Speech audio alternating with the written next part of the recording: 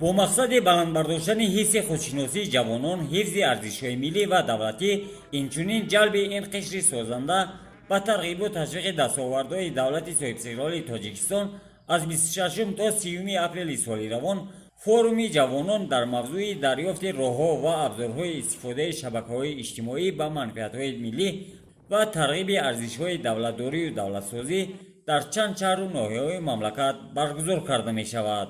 در همین زمینه چورابینی اطلاعاتی معرفتی تحت عنوان استفاده درست شبکه‌های اجتماعی کفیل امنیت اطلاعاتی در شهر و ناحیه‌های دوشنبه، عینی، پنجکند، استرافشان، خوجند و گلستان با اشتراک نمایندگان وزارت و اداره‌ها، نمایندگان تشکیلات‌های بین‌المللی و 200 بلاگر جوان ادامه دارد.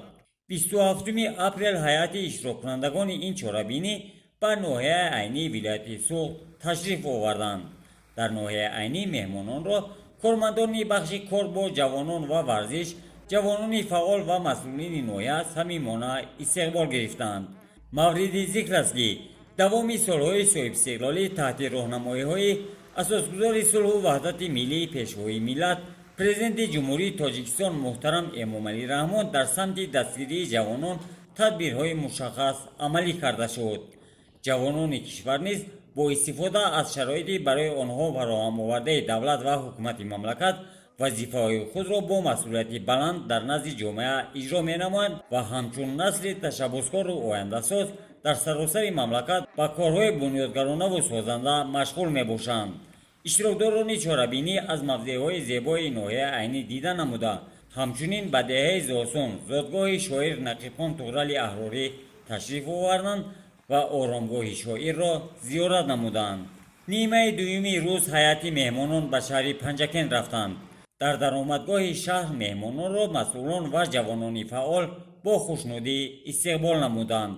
مقصد از تشریف به شهر پنجکند معرفی امکانات‌های سیاحی مملکت و معرفی امکانات تاریخی این شهر از جانب جوانان بلاگران که حدودی بیش از 60 نفر میباشند ارزیابی کرده شد.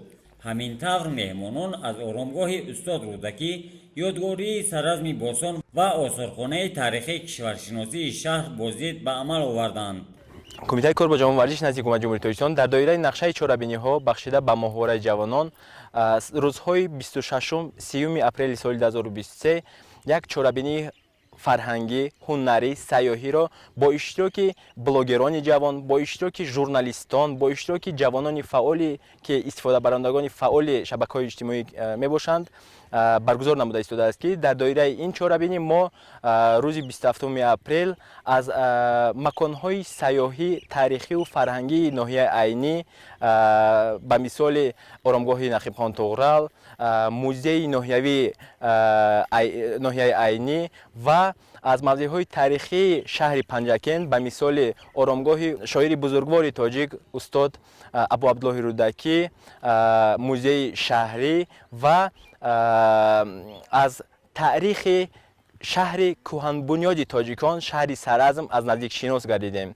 باید ذکر نمود که با در نظر داشت زیاد گردیدن اهمیت استفاده شبکه‌های اجتماعی ضرور آمده است که ما کمیته کار با جوان ورزش چورابینی ها را با اشتراک بلاگران در مجموع استفاده برندگان فعال شبکه‌های اجتماعی پیگیری نموده ایستاده است که ما می‌خواهیم توسط ژورنالیستان، توسط کارمندان وسایل اخبار عامه، توسط استفاده برندگان فعال شبکه‌های اجتماعی مکان‌های سیاحی تاریخی و فرهنگی ولایت سوغد را هم در شبکه‌های اجتماعی و هم در وسایل اخبار عامه باز هم ترغیب و تشویق نماید که هموطنان ما از دیگر شهر و ناحیه‌ها آمده از این مکان‌ها دیدن نمایند و از نزدیک شناس شوند.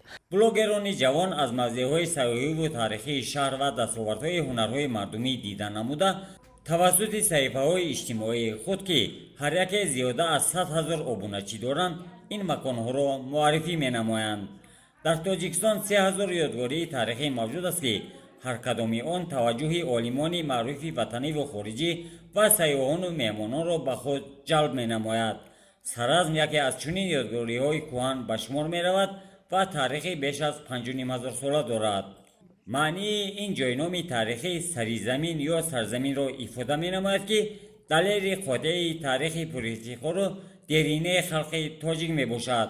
مورد ذکر است که یادگاری سرازم با قرار حکومت مملکت هنوز سال 2000 همچون مرکز تشکلیابی تمدن کشاورزی، هنرمندی و شهرسازی تاجیکان ممنونگاه تاریخی و باستانشناسی اعلام گردید. 31 ایولی سال 2010 سرازم بر روی خط نادرترین یادگاری‌های فرهنگ عمومی بشری شامل کرده شد. بعداً دایر به جشن 5500 سالگی سرازم باستانی که از طرف اهل علم و جامعه جهانی همچون مرکز تشکل فرهنگ کشاورزی و هنرمندی و شهرسازی تاجیکان اعتراف شده است، قرار داخدار حکومت مملکت قبول گردید. باید گفت که سرازم نه فقط یکی از یادگاری‌های قدیمترین تمدن کشاورزی و هنرمندی و شهرسازی و رود آسیای مرکزی، بلکه تمام منطقه شرق نزدیک افغانستان، ایران، پاکستان و هندوستان به شمار می رود. امروز فعالیت جوانان در بین اهل جامعه طور تقویت یافته، جوانان ما در حیات سیاسی و اجتماعی و اقتصادی مملکت اشتراک فعالانه دارند. جوانان ما طرفداری صمیمانه خود را از سیاست پیشگرفته دولت تاجیکستان با کار و رفتار خود ثابت می‌سازند.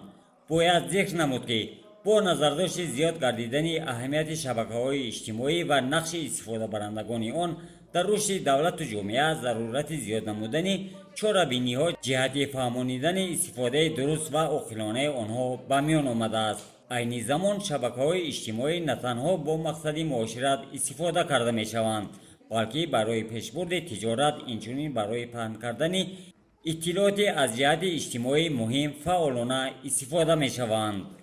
امروز در برابر رشد اینترنت گروه‌های منفعت‌خواه در شبکه‌های اجتماعی فعال شده می‌خواهند دایره‌های خود را از حساب نفران کمسواد و ناآگاه وسیع نموده با عمل‌های تروریستی خود جامعه‌های آرام را ناآرام نمایند و هدف‌های شوم خود را عملی سازند. با مقصد حفظ ارزش‌های ملی و دستاوردهای دوران صاحب‌استقلالی از جوانان سازنده کشور زیرکی سیاسی و حس بلند وطن‌دوستی تقاضا می‌گردد. جمهوری تاجیکستان همچون دولت صاحب استقلال و حقوق‌بنیاد دوام سالهای صاحب استقلالی با مقصد تحکیم پایه‌های استقلالیت دولتی و رشد اقتصاد ملی تلاش به خرج داده برای تامین زندگی شایسته هر یک شهروند کشور برنامه و استراتژی‌های مشخص را عملی می‌نماید. فوروم جوانان در موضوع دریافت راه‌ها و ابزارهای استفاده شبکه‌های اجتماعی فوروم جوانان در موضوع دریافت راه‌ها و ابزارهای استفاده شبکه‌های اجتماعی با منفعت‌های ملی و ترغیب ارزش‌های دولتداری و دولتسازی در چند شهر و ناحیه‌های ولایت سوخت ادامه دارد. فرهاد رحمت، ناحیه عینی، شهر پنجکند، برای برنامه اخبار.